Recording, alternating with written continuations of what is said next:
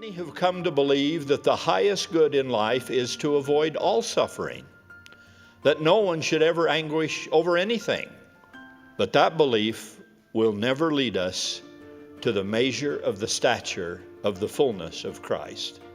My beloved brothers and sisters, Christianity is comforting, but it is often not comfortable.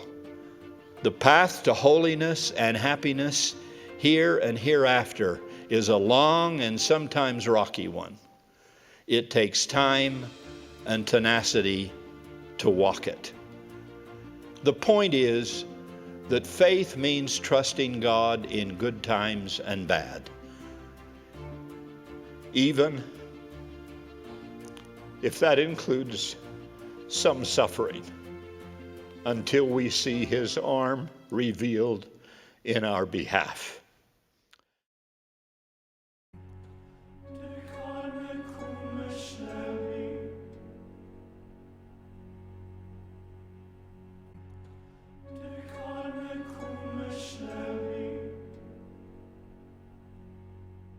And they came to a place which was named Gethsemane. And Jesus saith to his disciples, Sit ye here, while I pray. And he taketh with him Peter and James and John, and began to be sore amazed, and to be very heavy, and saith unto them, My soul is exceedingly sorrowful unto death. Tarry ye here, and watch. And he went forward a little, and fell on the ground, and prayed, Abba, Father, all things are possible unto thee. Take away this cup from me. Nevertheless, not as I will, but as thou wilt. And being in an agony, he prayed more earnestly. And his sweat was, as it were, great drops of blood falling down to the ground.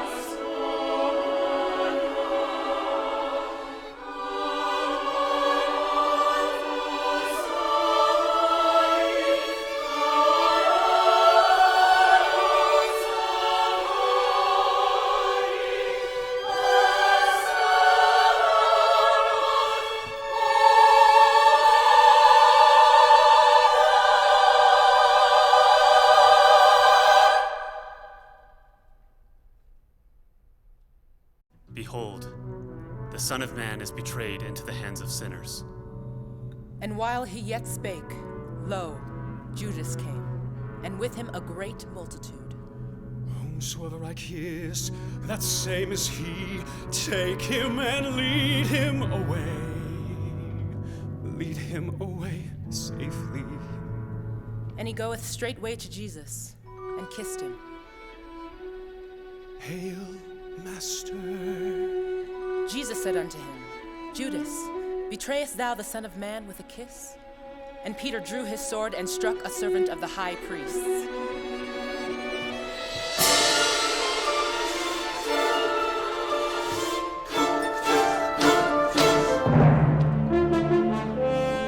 Then said Jesus unto him, Put up thy sword, Thinkest thou that I cannot now pray to my Father, and he shall give me more than 12 legions of angels? The cup which my Father hath given me, shall I not drink it? Then laid they hands on Jesus and took him.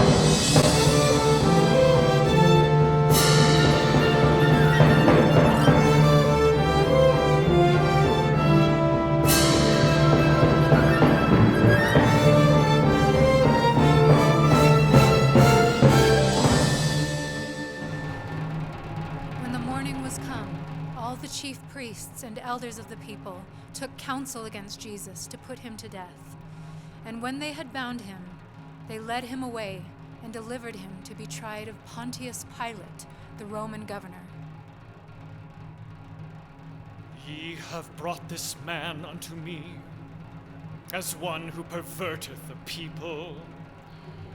And behold, I have examined him before you, and I have found no fault with him, no nothing for which death is worthy. I will therefore chastise him and release him. Take him to be scourged. Now this is enough.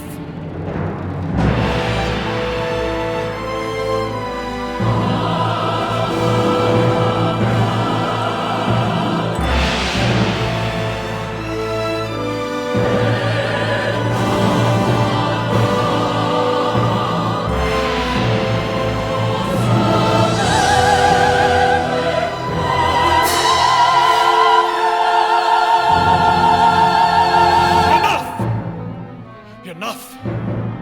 Behold, is this not enough? Behold the man, the punishment he's borne, the cruel whip, the mocking scorn. Away with him! His crimes have seen enough. Away with him! Why? What evil hath he If thou done? let this man go, thou art no friend but Caesar. They see his pain. I have sinned. Please take the money. They see him suffer. Please. And what is that to Please. us? See thou And to still that. they cry out for his blood with no compassion. For the feast I must release one prisoner. He bears it I all. have betrayed him. Whom shall I release? There. Release Barabbas! Betrayed the innocent blood. Lord, how long till But what shall I thou do wilt then? rise? It is Enough!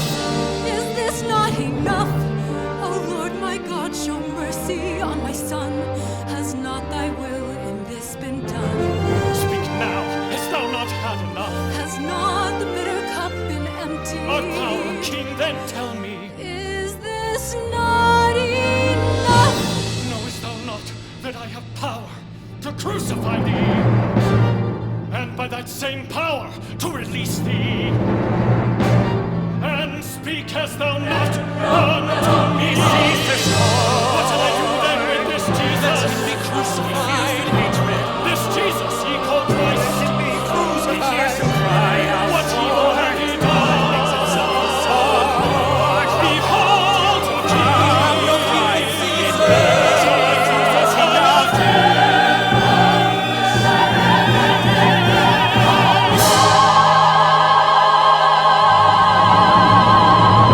enough! Enough! See ye to it. And Pilate delivered Jesus to be crucified. And Jesus, bearing his cross, went forth into a place called Calvary, where they crucified him between two thieves. And Pilate wrote a title and put it on the cross. And the writing was, Jesus of Nazareth, the King of the Jews. And when Jesus saw his mother by the cross, and John standing by, he saith unto his mother, Woman, behold thy son.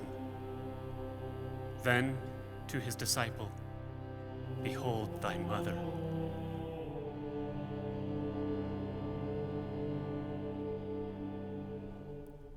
O Lord, when is it enough? My breaking heart, though pierced and torn within, I'll keep my vigil here with him. Behold the handmaid of the Lord, be it unto me until it is And they that passed him reviled him, saying, He saved others, himself he cannot save. If he be the King of Israel, let him now come down from the cross, and we will believe him. Then, at the 9th hour, Jesus cried with a loud voice, saying, my God, why hast thou forsaken me? In that bitterest hour, his Father had withdrawn the support of his immediate presence, leaving to the Savior of men the glory of complete victory over the forces of sin and death. Then Jesus, knowing that all things were now accomplished, exclaimed in a loud voice, It is finished. Father, into thy hands I commend my spirit.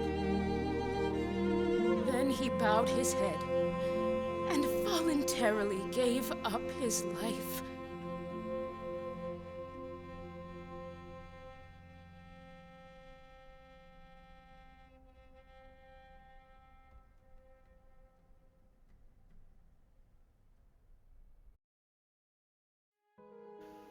How long do we wait for relief from hardships that come upon us? What about enduring personal trials while we wait and help seems so slow in coming? Why the delay when burdens seem more than we can bear? I too suggest that one's life cannot be both faith-filled and stress-free. It simply will not work to glide naively through life, saying as we sip another glass of lemonade, Lord, give me all thy choicest virtues, but be certain not to give me grief, nor sorrow, nor pain, nor opposition. Please do not let anyone dislike me or betray me, and above all, do not ever let me feel forsaken by thee or those I love. In fact, Lord, be careful to keep me from all the experiences that made thee divine. And then when the rough sledding by everyone else is over, please let me come and dwell with thee, where I can boast about how similar our strengths and our characters are as I float along on my cloud of comfortable Christianity. My beloved brothers and sisters, Christianity is comforting, but it is often not comfortable. God has the power to make our way easier. He fed manna to the children of Israel in their wandering to the promised land. The Lord in his mortal ministry healed the sick, raised the dead, and calmed the sea. When you wonder how much pain you can endure, well, remember him. He suffered what you suffer so that he would know how to lift you up. He may not remove the burden, but he will give you strength, comfort, and hope. He knows the way. He drank the bitter cup. He endured the suffering of all. He who healed our sorrows rose with greater healing. He whose love no end knows lifts up our burden, carries our grief.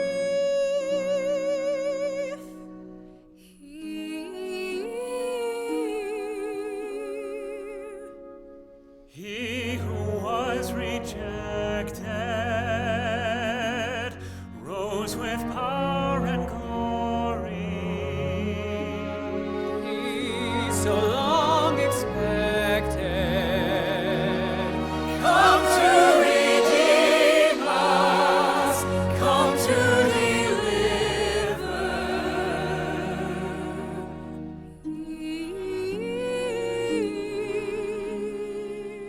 His hope.